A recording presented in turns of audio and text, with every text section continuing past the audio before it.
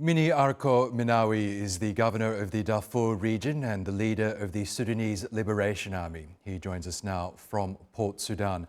Welcome to the program, Governor. The United Nations has described Darfur as the world's capital of human suffering. What is your assessment of the humanitarian situation on the ground there right now?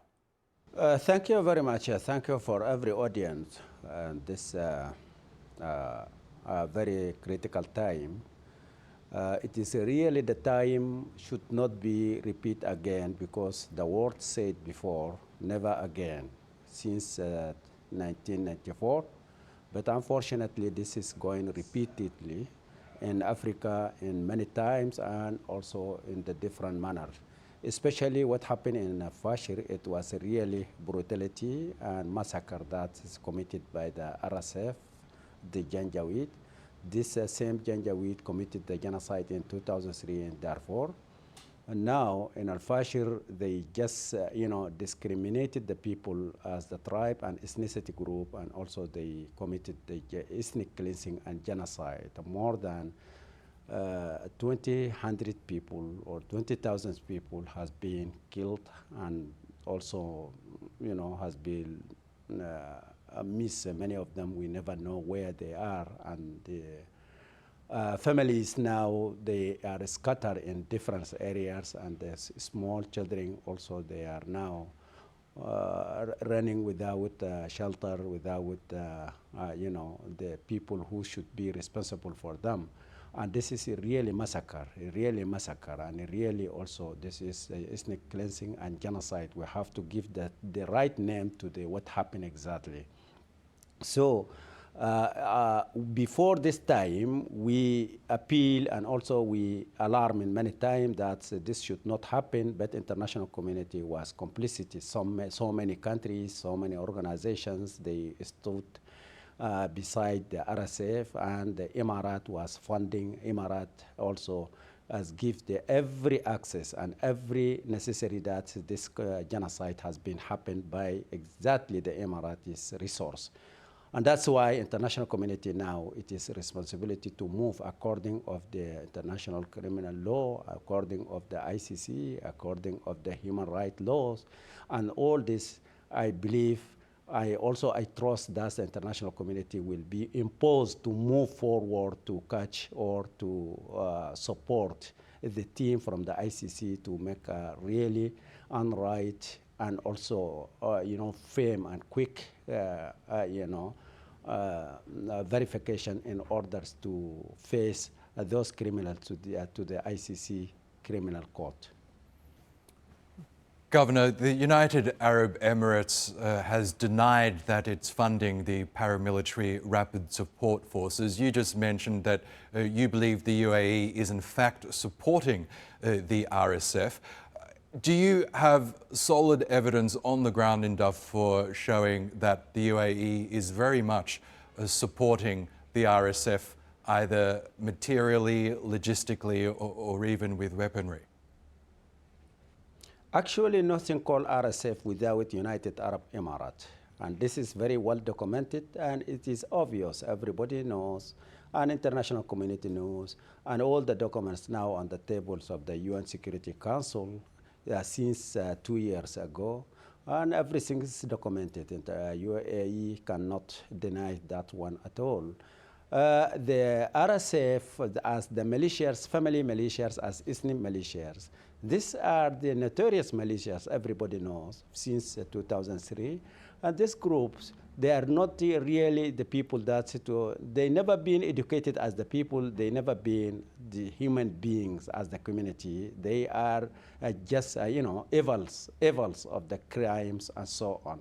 But unfortunately, now United Arab Emirates is committed exactly the genocide what happened in Al-Bashir, because it was behind the RSF and behind any condemnation that international community should take actions. It was complicity with the RSF, and also fully they were blocking the aid of the what is called humanitarian aid to the Fasher for more than 2 years. It was under the siege. Whatever they said, it is obvious and documented well, and nobody can hide the sun while in the middle of the day. You mentioned the fall of Al-Fasher, Governor. We know that since the RSF took control of that key city, the paramilitary group now controls most of Darfur. But we understand that Sudanese forces have also made some gains, particularly in Kordofan. Tell us what the state of play is on the ground there in terms of the progress that the Sudanese army has been able to make. Yes, the moving is existing. The moving of the Sudanese armed forces and joint forces is existing and moving from the different areas to Sudan to Darfur. What is the matter is not matter of the controlling the area. It's matter of either they are human being or not, or the animals. This number one.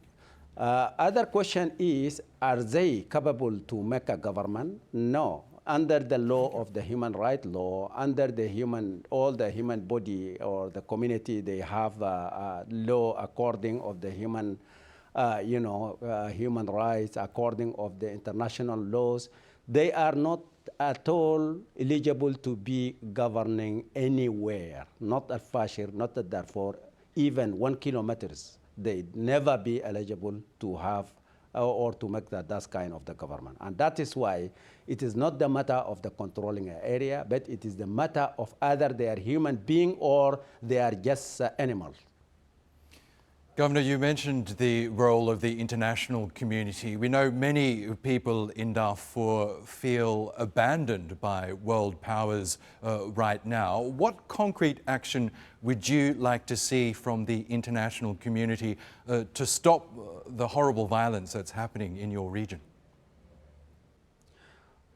The practical step should international community impose the UAE, United Arab Emirates, to stop and to separate from the RSF.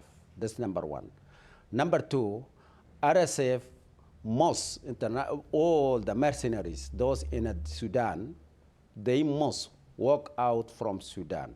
And then the remain, the few 50% of the, or 15% of the fighters of the RSF, they have to remain in the garrisons away and very far from the human existing areas. Number three, the RSF and the mercenary, they have to free all abducted people, including children and families, to their relative people. This, I think, is supposed to be implemented immediately. And then also any areas belong to the sovereignty of the Sudan, it has to be handed over to the Sudanese government. And then after that, the people can talk about ceasefire or can talk about whatever, how to stop the fighting and so on. But while the fighters, more than 80% of the fighters are the mercenaries from the outside of Sudan, and the Emirate is supporting and commanding, and Emirate is directly involved in this war, we cannot identify the other side in order to sit down with them for any discussion.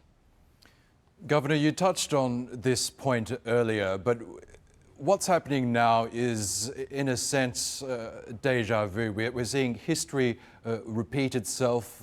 A little over 20 years ago, we know that a genocide was declared in your region of Darfur. We saw a lot of international efforts finally galvanize in the wake of the revelations of those atrocities in Darfur. Yet 2 decades later, we're seeing a similar action, in some cases, perhaps worse atrocities being committed in Darfur right now. Yes, that is true.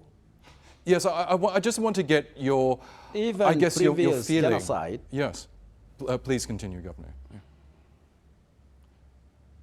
Yes, even previous genocide being committed by the same Janjaweed, same militias, same tribal and ethnic groups. And still they are committing this genocide. So that is why the international community should, define these people as just a genocidal people, these militias just the genocidal militias. This is number one.